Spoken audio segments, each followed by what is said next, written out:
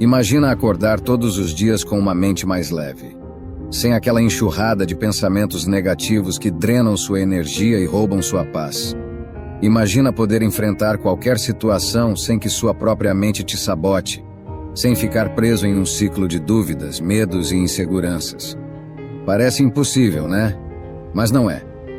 A maioria das pessoas acredita que pensamentos negativos são inevitáveis, que fazem parte de quem elas são e que não há nada que possam fazer para mudá-los. Mas aqui está a verdade. Não é o que acontece com você que te afunda, e sim a forma como você interpreta isso. E se você aprender a controlar essa interpretação, pode se libertar do peso que carrega por dentro. Hoje, vamos falar sobre como eliminar os pensamentos negativos através do estoicismo, uma filosofia que se mostrou uma das ferramentas mais poderosas para dominar a mente.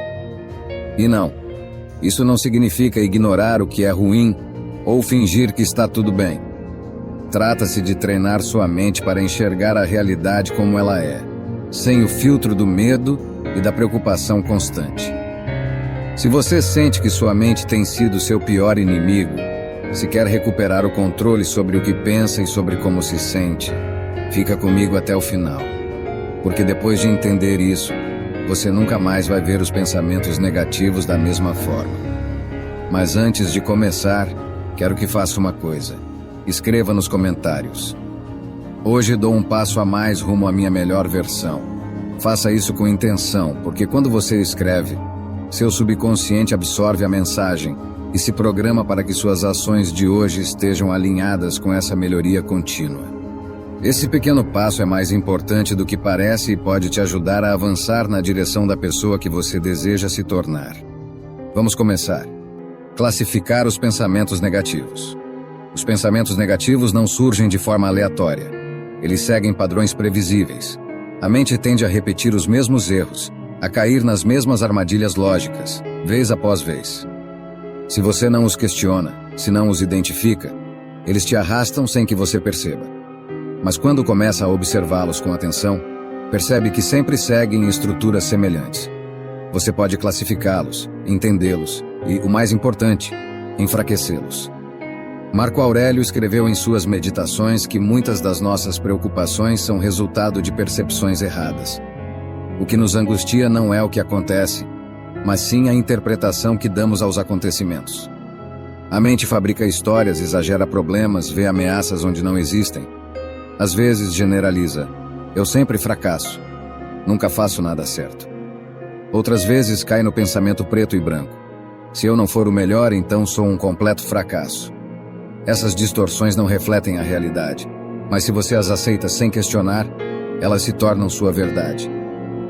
A psicologia moderna confirmou o que os estoicos já sabiam. A terapia cognitiva identificou padrões de pensamento distorcidos que alimentam a ansiedade e a depressão. Generalização excessiva, catastrofismo, pensamento dicotômico, filtro negativo. São os mesmos erros que Marco Aurélio e Epicteto alertavam em seus escritos.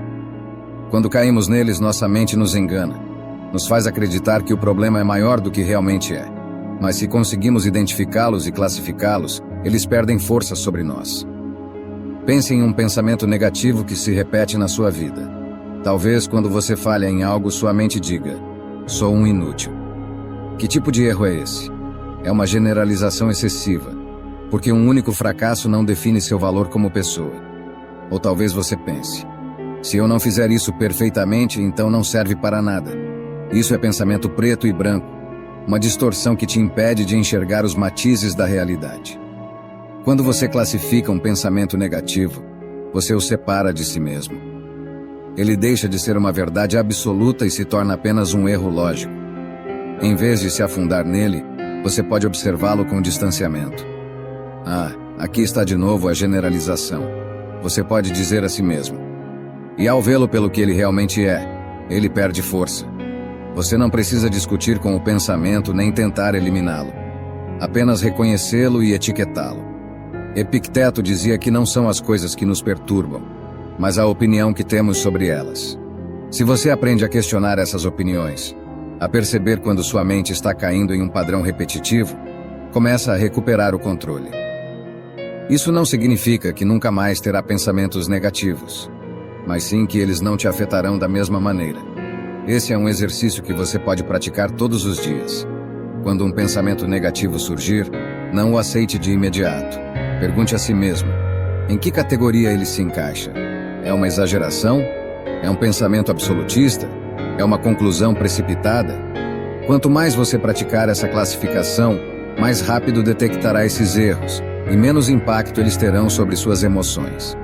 Com o tempo, você notará uma mudança. Pensamentos que antes te deixariam preso na preocupação agora passam sem te afetar. Você aprende a vê-los pelo que realmente são: construções mentais, não verdades absolutas. E em vez de reagir impulsivamente a eles, você responde com calma e clareza. Esse é o poder da observação estoica. Não se trata de evitar os pensamentos negativos, nem de lutar contra eles, mas sim de entender sua natureza, enxergá-los com objetividade. Porque quando você os compreende, eles perdem o controle sobre você. E é aí que você encontra a verdadeira liberdade. Escrever e externalizar os pensamentos negativos. Escrever os pensamentos negativos é uma ferramenta poderosa. O que não é nomeado nos controla.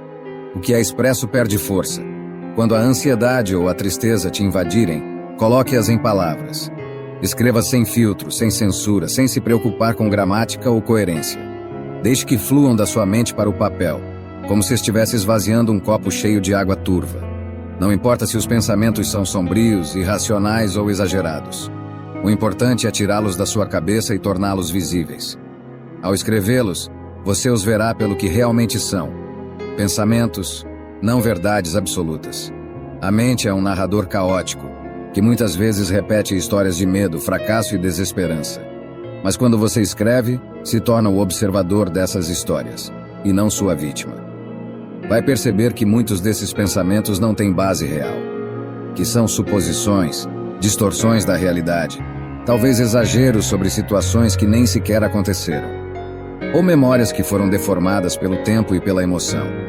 A ciência confirma esse exercício.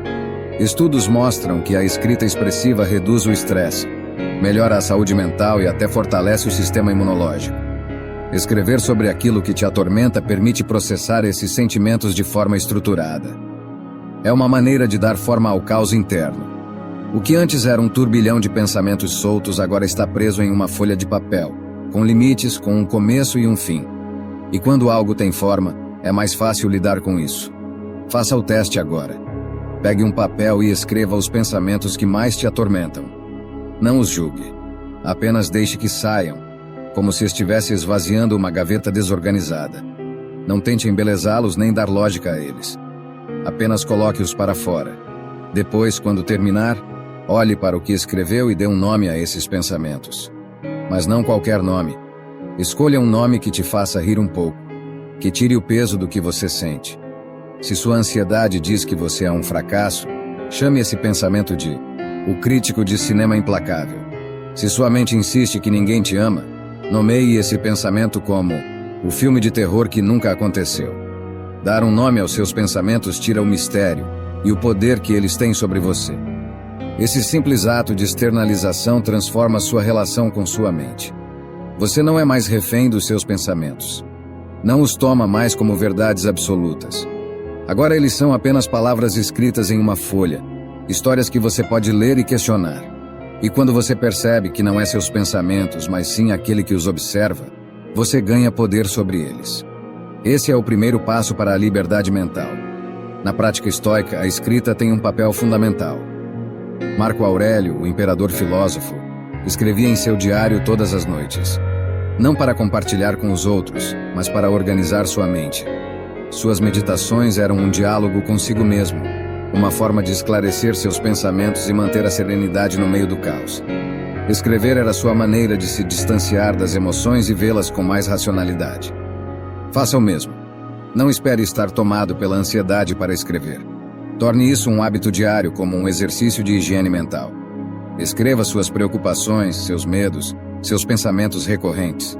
E depois, ao lê-los, questione: isso é realmente verdade? Tenho alguma evidência disso?